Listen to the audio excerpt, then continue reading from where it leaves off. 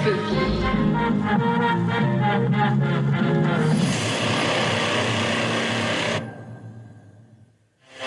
Hey everybody, welcome to this episode of Appendages, and this is from the I Like It Spooky Horror podcast, so I'm going to do the spooky part, and Rod's going to do the unspooky part, right? I'm still spooky, though. Yeah, if you could see him, you'd be scared shitless. This is Pluto TV for June 2025, and Pluto TV does a ton of movies, but they always wait till the last minute of the month. So we're crunching here to get this out to you guys on Thursday, and I have two things and then one big thing for June. I think I'll save the big thing for last. All right, sounds good. How about you do two, and then I'll do one, and then we'll go back and forth. How's that sound? That sounds good. Okay, you go first. So from 1986, I've got Back to School, starring Rodney Dangerfield, Keith Gordon of Christine fame, Robert Downey Jr., and then William Zabka of Karate Kid fame. The synopsis on this is: to help his discouraged son get through college, a fun-loving and obnoxious rich businessman decides to enter the school as a student himself. This was always kind of a fun one for me. I catch it on TV every once in a while. If you're going to put a movie that's not horror on Appendages for I Like It Spooky, this is definitely a film that fits. 80s fun, USA Up All Night, just a blast. You got it on VHS in the 80s, and it's Rodney Dangerfield, who gets no respect. Never. No respect. Well, that's the story of my life. No respect. Gotta go, no respect.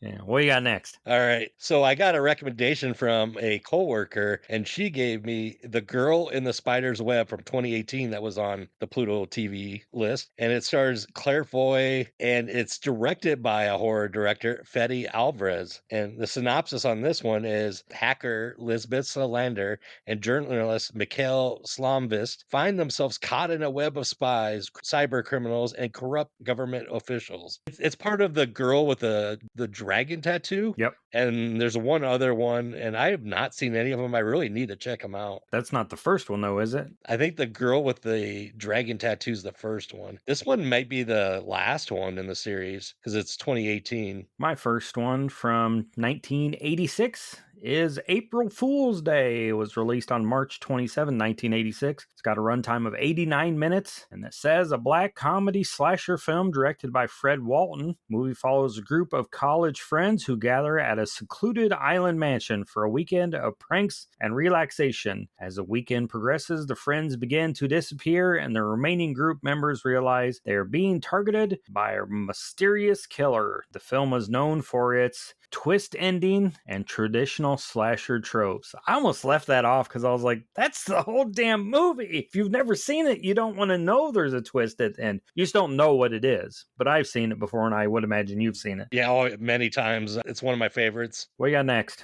So from 2001, I've got The Score. It's got Edward Norton, Robert De Niro, Marlon Brando, and Angela Bassett. Synopsis on this one is: an aging thief hopes to retire and live off his ill-gotten wealth with his lover when a young kid convinces him into doing the last heist that comes with a large payout. Have you ever seen The Score? I don't think so.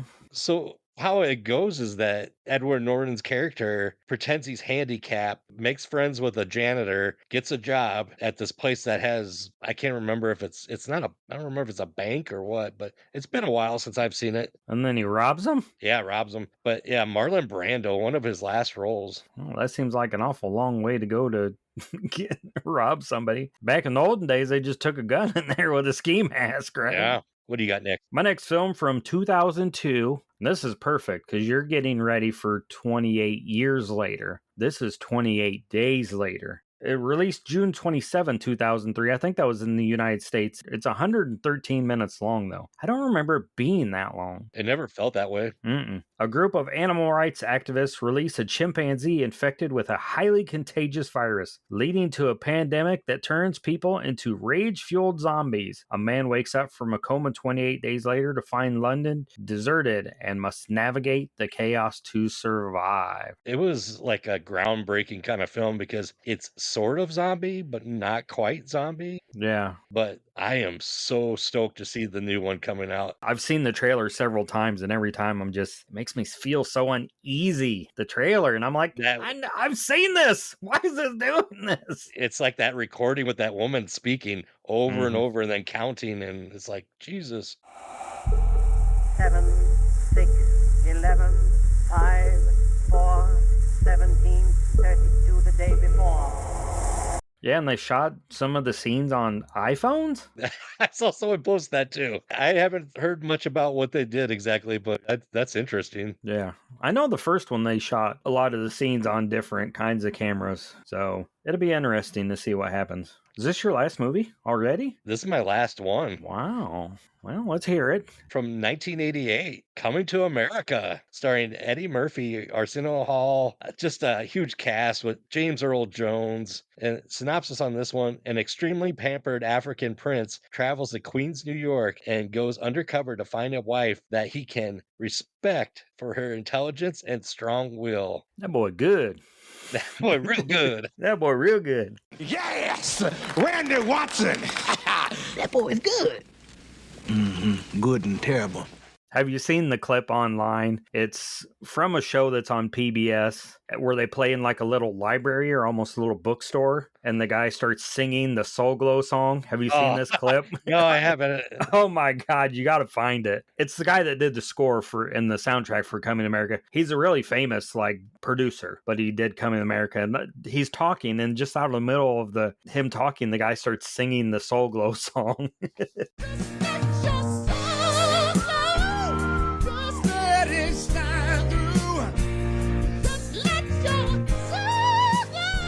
I love that song. What do you think? You know who else has hair that Soul Glow would look good in? Who would that be? Our friends at the podcast network, the PFPN. You don't think so? I don't know. Let's hear from them though.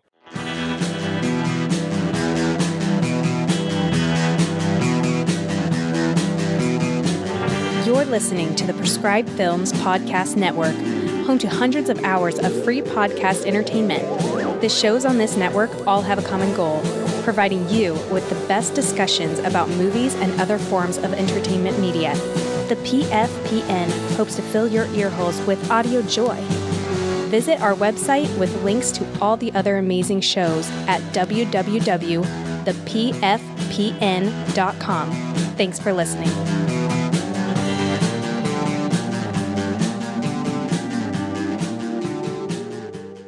So now that we've heard from our podcast network, a very special announcement from Pluto TV and I Like It Spooky Horror Podcast. There's only one Friday the fucking 13th in 2025, and it's June 13th. And Pluto TV is bringing us 1 through 8 of Friday the 13th this month. Woo-hoo, some of the best.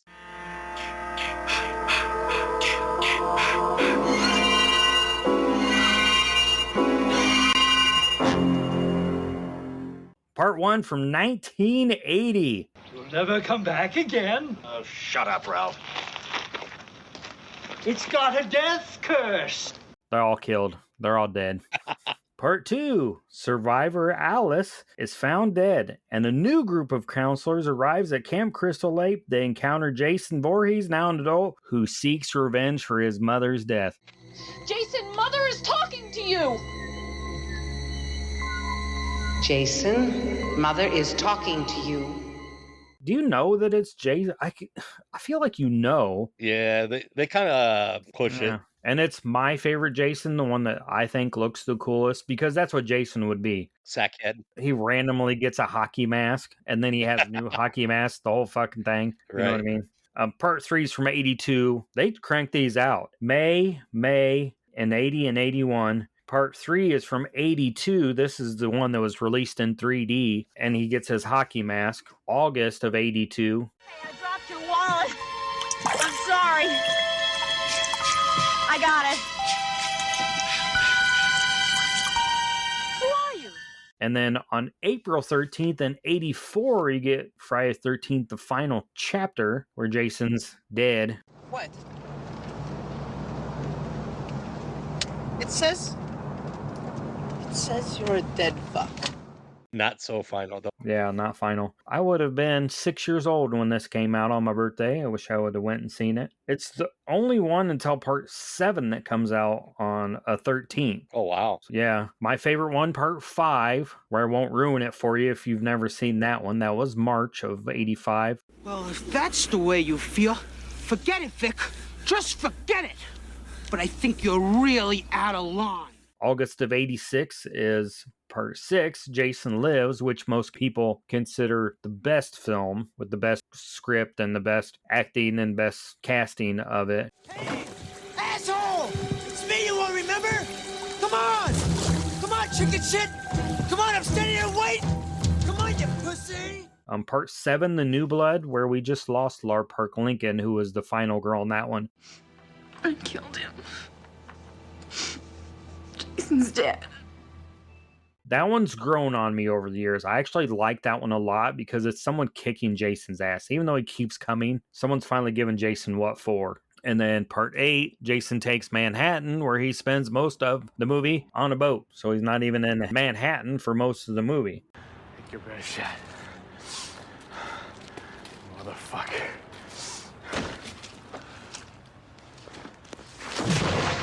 And that was July of 89. So from 80 to 89, they pumped out 8 of these movies. There was 1 year, 1987, there was no Friday the 13th film. What an awful fucking year. So yeah, there's one Friday the 13th in 2025, and it's in June. And I think our friends at the Capitol Theater are showing a Friday the 13th in June, right? Yep, Friday, June 13th, 7 p.m., Capitol Theater, Burlington, Iowa. Friday the 13th, Part 7, The New Blood. Yeah. Looks like tickets are $8, and you can go watch Friday the 13th. They came out May 13th in 1988, before most people were alive, on the big screen. Have some drinks at the nightcap, and I mean, that's kind of what you have to do if you're a horror fan, right? Watch Friday the 13th on Friday the 13th. Absolutely. I mean, I have in the past many times a marathon as many as I can in one Friday the 13th. One day, huh? How many do you get in? It's usually like 1 through 8. Really? In one day? Yeah. I don't have to sleep. Most of them are an hour and a half long. They're not 2 Right. plus hours. So, and you've seen them all. It's not like you can't get up and go to the bathroom in the middle of it or grab a piece of pizza. You don't have to pause it. So I think our listeners should go to the bathroom, grab a piece of pizza, and watch some movies on Pluto TV this month, right? Yeah. Save a slice for me, though. Oh, yeah. What's your favorite? You have a favorite? Not really. Just anything. Anything? Anything you put in front of my face, really. He's gonna eat, just like Jason. Any counselor you put in front of him, he's gonna kill. That's right. Okay, I'm going to watch Friday the 13th. I'll talk to you guys later. Bye. What do you think this is all about? You think this is a fucking costume? This is a way of life.